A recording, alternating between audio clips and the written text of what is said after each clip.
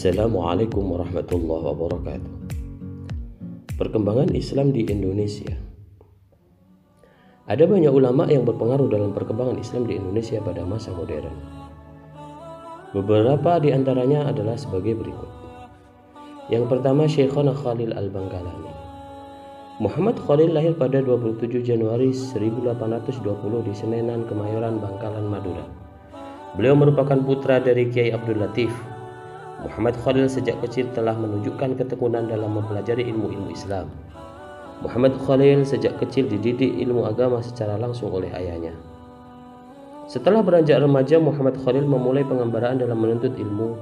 Beliau mulai menimba ilmu dari Kiai Muhammad Nur di Pondok Pesantren Langitan, Tuban. Setelah itu, Syekh Muhammad Khalil belajar di Pesantren Cangaan, Bangil, Pasuruan. Dari Pasuruan, Muhammad Khalil pindah ke Pesantren Kebon Candi dan Pesantren Sidogiri.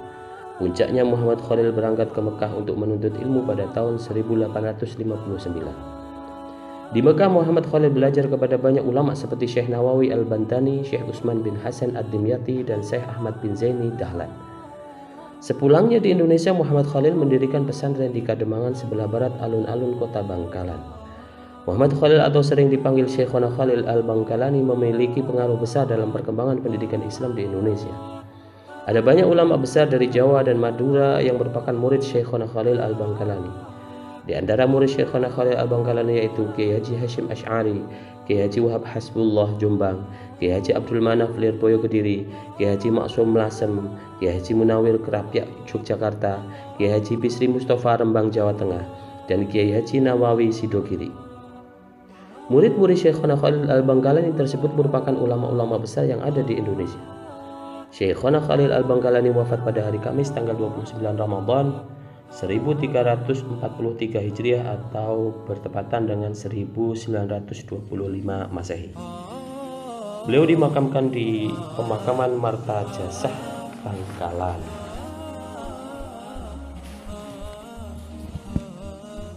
Beberapa pemikiran dan kontribusi Syekhona Khalil Al-Bangkalani dalam perkembangan Islam pada masa modern sebagai berikut.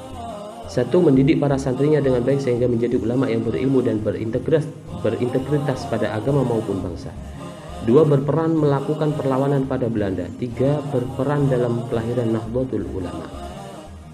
Yang kedua, Kiai Haji Hashim Asy'ari.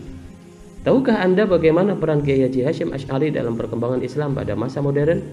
Muhammad Hashim Asy'ari lahir pada tanggal 10 April 1875 Masehi atau bertepatan dengan tanggal 24 Zulqa'dah 1287 Hijriah. Beliau merupakan putra ketiga dari 11 bersaudara.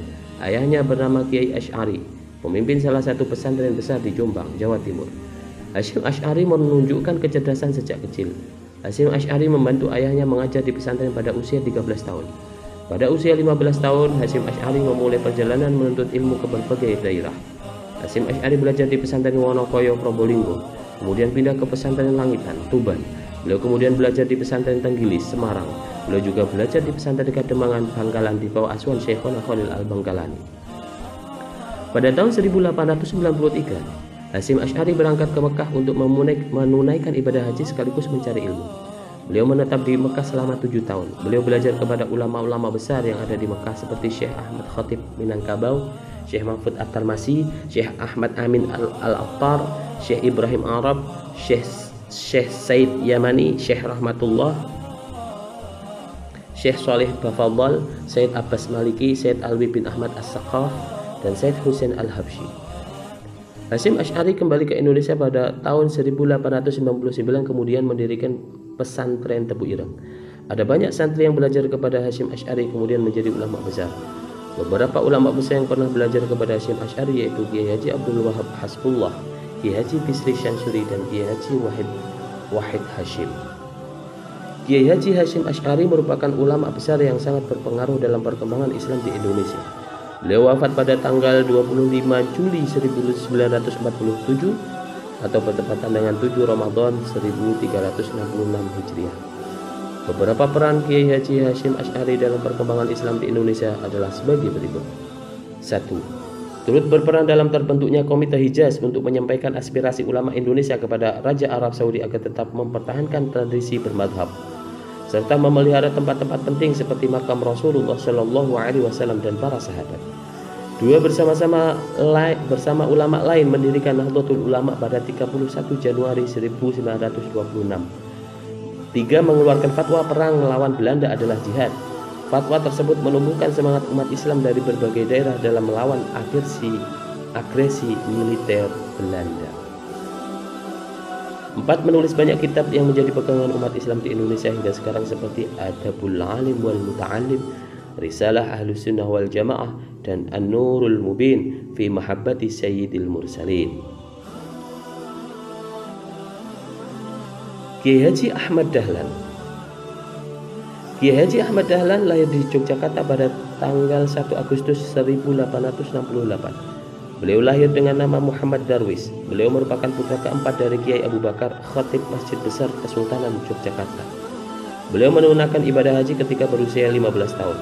Setelah menunaikan ibadah haji, Muhammad Darwis menimba ilmu dari ulama-ulama besar di Mekah selama 5 tahun. Salah satu guru beliau yaitu Syekh Ahmad Khatib Al-Minangkabawi yang juga merupakan guru Syekh Hashim Asy'ari. Beliau menggunakan nama Ahmad Dahlan setelah pulang dari Mekah. Kiai Haji Ahmad Dahlan merupakan ulama yang memiliki peran dalam perkembangan Islam di Indonesia. Beliau mendirikan organisasi Muhammadiyah pada tanggal 18 November 1912. Organisasi Muhammadiyah bergerak di bidang kemasyarakatan dan pendidikan. Kiai Haji Ahmad Dahlan wafat pada tanggal 23 Februari 1923 di Yogyakarta.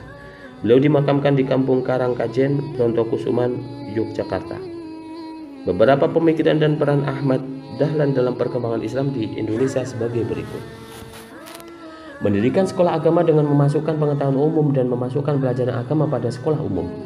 2. Mendirikan organisasi Muhammadiyah yang saat ini banyak mendirikan sekolah, rumah sakit, dan rumah yatim piatu dalam membantu melayani kebutuhan masyarakat Indonesia. 3. Mendirikan organisasi Aisyah guna memajukan kaum perempuan dan kepanduan Hizbul Wathan bagi generasi muda. Nilai-nilai perkembangan Islam pada masa modern. Nilai-nilai perkembangan Islam pada masa modern ini kita bisa mengambilnya beberapa poin. Nilai positif yang dapat kita kembangkan dan kita dapatkan dari perkembangan Islam di masa modern ini. Yang pertama adalah rukun. Para ulama menjaga kerukunan antar sesama meskipun berbeda pendapat dan dalam memajukan Islam pada masa modern. Mereka menunjukkan akhlak mulia dan dalam menghadapi perbedaan sikap dan perubahan zaman. Mereka melakukan kritik kepada orang yang dianggap bertentangan dengan pemikirannya secara santun dengan menyusun kitab. Sikap para ulama tersebut dapat Anda teladani dalam keseharian. Anda dapat berperilaku rukun dengan beberapa cara berikut ini. 1. Menghormati teman yang lebih tua. 2. Bertutur kata baik kepada orang lain. 3. Segera meminta maaf ketika melakukan kesalahan. 4. Menghormati orang lain meskipun berbeda pendapat. Yang kedua adalah kompetitif dalam kebaikan. Para ulama pada masa modern menunjukkan semangat perubahan yang luar biasa. Mereka saling berkompetisi dalam kebaikan. Mereka berusaha mewujudkan ide-ide perubahan yang dimiliki dengan segenap kemampuan. Semangat tersebut menyebabkan muncul banyak organisasi Islam yang konsentrasinya penuh di dalam berbagai bidang seperti politik dan kemasyarakatan.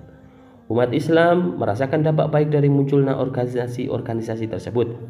Anda dapat meneladani perilaku kompetitif dalam kebaikan yang dilakukan ulama pada masa modern dengan beberapa poin perilaku berikut ini. 1. Belajar dengan rajin. 2. Memaksimalkan peran akal guna melakukan inovasi. 3. Bersemangat dalam mengembangkan ilmu pengetahuan. Demikian penjelasan berkaitan dengan ulama-ulama besar di Indonesia dan juga nilai-nilai perkembangan Islam di masa modern yang dapat kita ambil manfaatnya. Mudah-mudahan bermanfaat bagi kita semuanya. Amin ya rabbal alamin. Wassalamualaikum warahmatullahi wabarakatuh.